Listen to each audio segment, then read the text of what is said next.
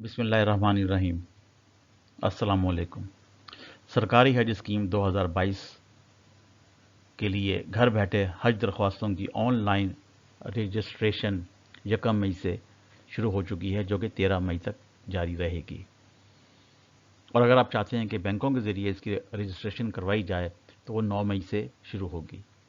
इस क्लिप का मकसद ये है कि आपको ऑनलाइन रजिस्ट्रेशन के लिए आपकी मदद या आपकी रहनुमाई की जा सके।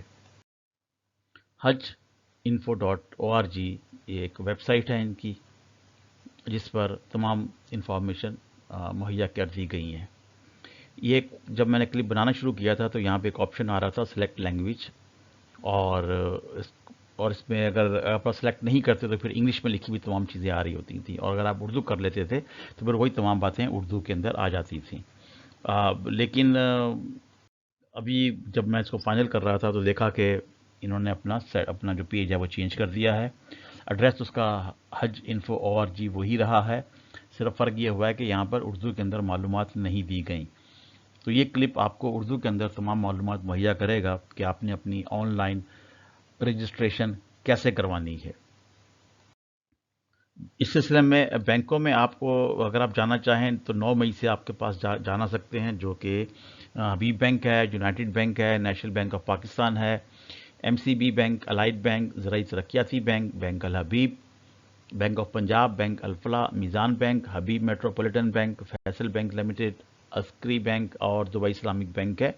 अगर आपका अकाउंट नहीं है तो ये आपका अकाउंट खोलने में मदद करेंगे, और आपकी जो दरख्वास्त है, जो रजिस्ट्रेशन है, उसके अंदर भी आपकी ये मदद करेंगे।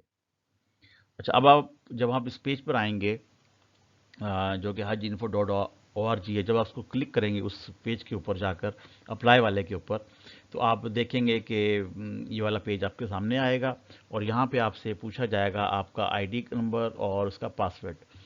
अगर आप पहली दफ़ा इस पेज पर आ रहे हैं तो हो सकता है कि आपका अकाउंट ना बना हो, तो फिर आपको इस सिलसिले में आपको अपना एक अकाउंट बनाना पड़ेगा। और अकाउंट्स के अलावा मैं आपको बनाने से पहले एक चीज़ बता दूं जो आपने नोट कर लें। व्हाट्सएप के अंदर एक नंबर है 0306 333 2555, जो कि यहाँ पर लाल रंग से लिखा हुआ है। यहाँ पर आपको तमाम मालूमात, अगर आपको मैसेज भेजेंगे तो आपको जो भी मालूमात होंगी, जो सवाल पूछा जाएगा उसका जवाब देंगे। ये सिर्फ कॉल के लिए नहीं है, सिर्फ आप इसको मैसेज भेज सकते हैं आप इसके अंदर से। तो जब आप इसको क्लिक करेंगे साइन अप के लिए तो आपके सामने ये वाला पेज आ जाएगा, जिसमें आपने अपना पूरा नाम लिखना है, अपना NIC लिखना है। नेटवर्क पे जब जाएंगे तो वो आपको ऑप्शन देगा कि आपके पास टेलीनॉर है, मोबी लिंक है, यूफोन है, वारिद है या जोंग है। तो आप इसको सिलेक्ट करेंगे। उसके बाद अपना मोबाइल नंबर पे जाएंगे और ईमेल एड्रेस लिख देंगे, साथ में पासवर्ड लिखेंगे, और कंफर्म पासवर्ड करने के बाद आप इस पर क्लिक करेंगे और आप साइन अप के ऊपर क्लिक करेंगे तो आपके पास ये वाला मैसेज आ जाएगा कि जी आप सक्सेसफुली जो हैं वो लॉगिन हो चुके हैं, आपने बना लिया, अपना साइन अप कर चुके हैं अब आप। और आपके पास एक ईमेल भी आएगी कि जिसके तहत अगर आप चाहें तो कि आपको कंफर्मेशन ईमेल आ जाएगी कि आपने अपनी ऑनलाइन रजिस्ट्रेशन के लिए आगाज़ कर दिया है। और उसके बाद जब आप लॉगिन हो जाएंगे आप उस पेज पर जाकर दोबारा, तो आप के सामने ये वाला एक पेज आ जाएगा। तो हम देखते हैं कि इस पेज पर क्या क्या चीज़ें हैं, इंस्ट्रक्शंस दी गई हैं जो कि आगे जाके बयान करूंगा। ग्रुप इन्फॉर्मेशंस के ऊपर है, माई एप्लीकेशन, जो आप भी एप्लीकेशन जमा कराई होंगी, और मेडिकल सर्टिफिकेट आपने लगाना होगा। तो पहले हम इंस्ट्रक्शंस देख लेते हैं ताकि मालूम हो जाए कि इसमें कौन कौन सी चीज़ें हैं जो हमने करनी है, ताकि हमारा एप्लीकेशन जो है सक्सेसफुल हो सके और उनकी रिक्वायरमेंट को पूरा कर सकें हम उसके अंदर। तो हदायत बराए हज हैं गवर्नमेंट हज स्कीम की।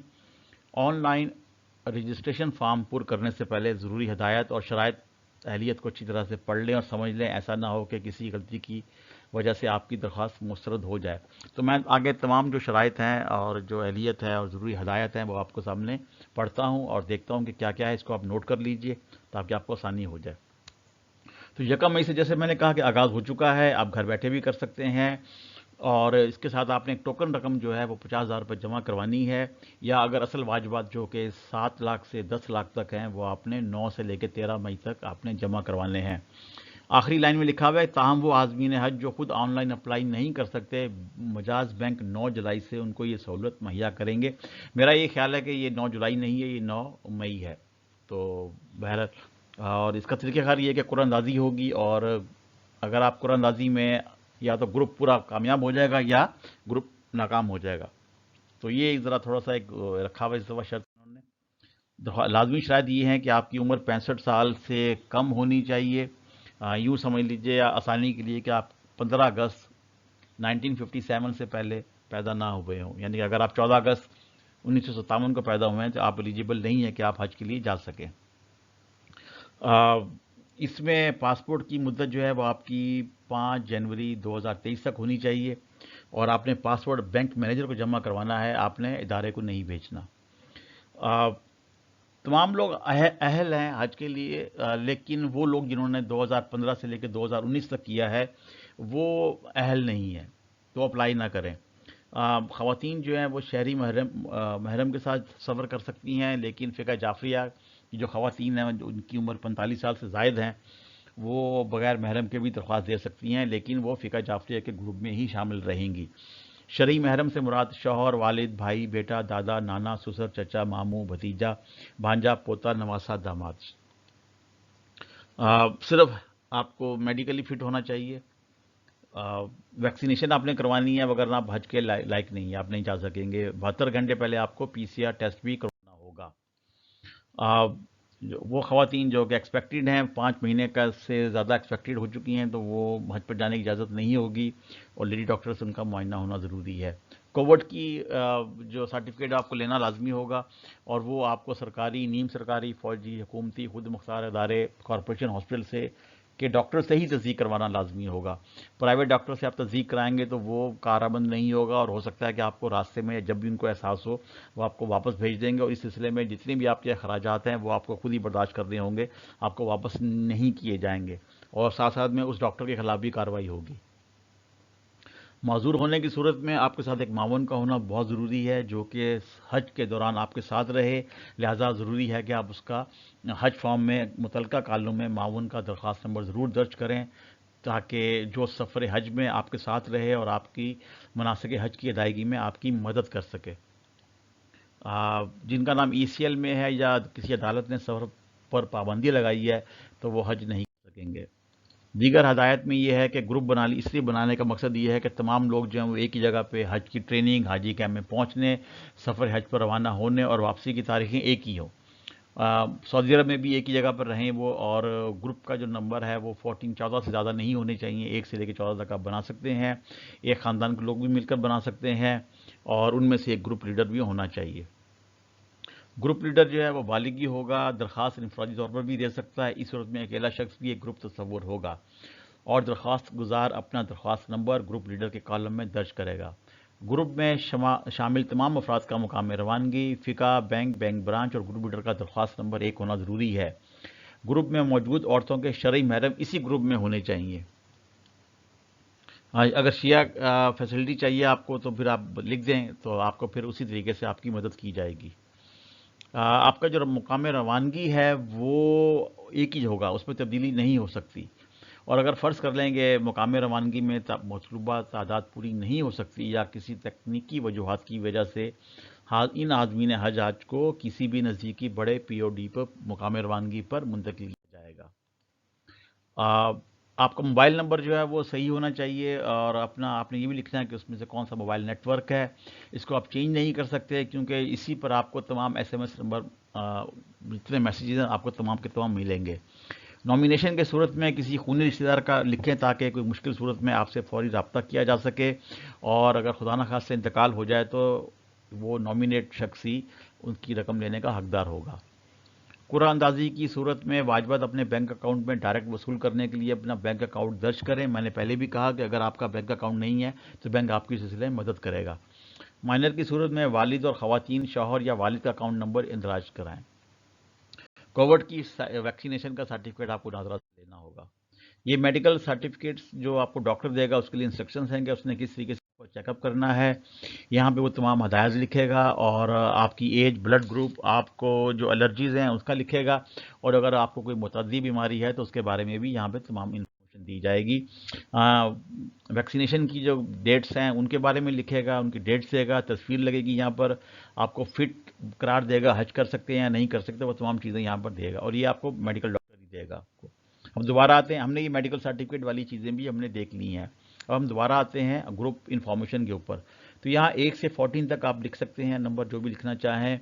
پلیس آف روانگی ڈپارچر جو ہے وہ فیصل آباد, اسلام آباد, کراچی, لاہور, ملتان, پشاور, کوئٹہ, رحیم یار خان, سیالکوٹ اور سکھر ہے. تو کوئی بھی آپ ان میں سے سلیکٹ کر سکتے ہیں, لیکن یاد رکھیے پہلے بھی کہا کہ وہ چینج نہیں ہوگا. ہاں اگر محکمہ چاہے اور وہ سمجھتا ہے کہ لوگ کم ہیں تو وہ پھر آپ کو وہ چینج کر دے گا. یہاں پہ آپ نے بتانا ہے کہ آپ شیعہ ہیں یا شیعہ نہیں ہیں, تو آپ کو تاکہ اسی طریقے سے آپ کے ساتھ ہینڈل کیا جا سکے. اس کے بعد ہم اپلیکیشن فل کرنا شروع کرتے ہیں. تو آپ نے گروپ کی انفارمیشن دینی ہے, آپ نے آپ کا سائز کیا ہے, کہاں پہ خود بخود آ جائے گی. اور یہاں پر آپ نے اپنی اپلیکیشن ٹائپ کا بتانا ہے کہ آپ لیڈر ہیں یا ممبر ہیں, میل ہے یا فیمیل ہے.